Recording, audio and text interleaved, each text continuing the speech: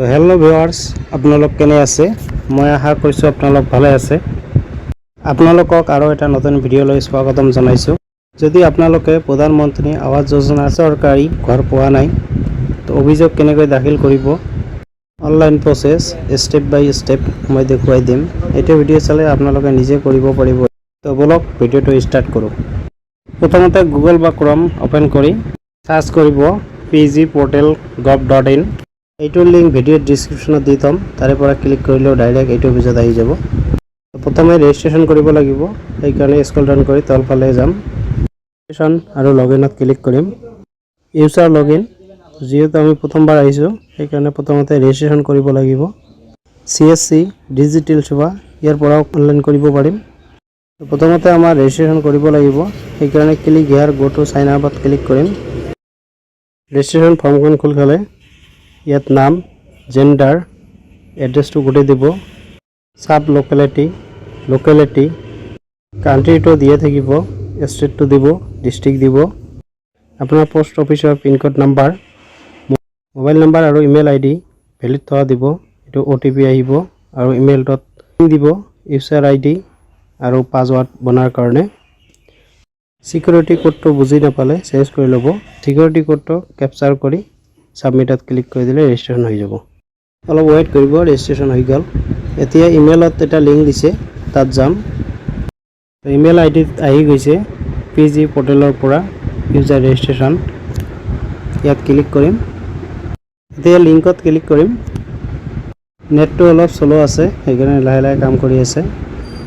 আপোনালোকে ধৈৰ্য ধৰি থাকক, যিহেতু লাইভ হৈ আছে।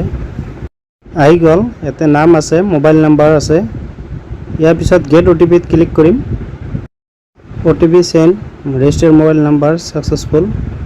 যিটো ৰেজিষ্ট্ৰেশ্যন কৰোঁতে মোবাইল নাম্বাৰ দিয়া আহিছে সেইটোত OTP যাব। OTPটো যদি নাযায় তেনেহ'লে ৰিচেণ্ড OTP ইয়াতে ক্লিক কৰিব ছেকেণ্ডটো শেষ হোৱাৰ পিছত। তাৰপিছত OTPটো ইয়াতে বহাই কেপচাৰটো ফিল আপ কৰিব লাগিব। কেপচাৰটো ফিল আপ কৰি ছাবমিটত ক্লিক কৰিম। এতিয়া আৰু এটা নতুন পেজ খোল খাব। ইয়াত ইউজাৰ নেম বনাব লাগিব, পাছৱাৰ্ড, কনফাৰ্ম পাছৱাৰ্ডটোত প্ৰথম কেপিটেল, তাৰপিছত স্মল দিব লাগিব, তাৰপিছত কেপচাৰ, তাৰপিছত নাম্বাৰ থাকিব লাগিব। এনেকৈয়ে ষ্ট্ৰং পাছৱাৰ্ড বনাব লাগিব। মই দিয়া মতনে আপোনালোক বনাই লওক, একেই নহয়, অলপ বেলেগ ধৰণৰ বনালে হ'ল। তাৰপিছত কেপচাৰটো ফিল আপ কৰিব লাগিব। এইটো ক'ৰবাত লিখি ৰাখক, নহ'লে স্ক্ৰীনশ্বট ৰাখি ৰাখক, এটা পিছত লাগিব এইটো। এতিয়া ছাবমিটত ক্লিক কৰিম। এতিয়া হৈ গ'ল, ৰেজিষ্ট্ৰেশ্যন ছাকচেছফুল হৈ গ'ল। এতিয়া লগইনত যাম। এতিয়া লগইন কৰিব লাগিব।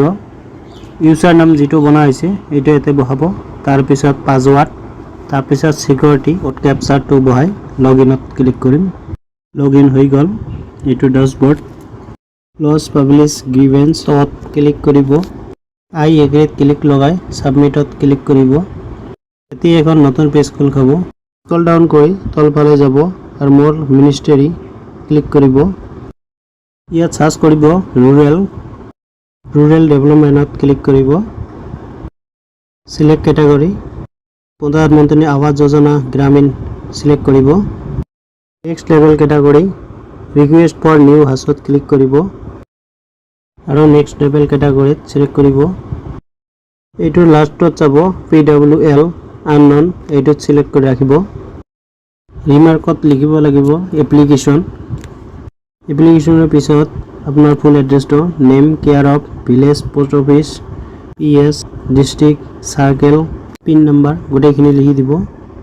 এতিয়া ডকুমেণ্ট আপলোড দিব লাগিব।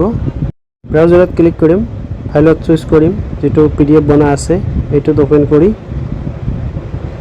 এটাচত ক্লিক কৰিম।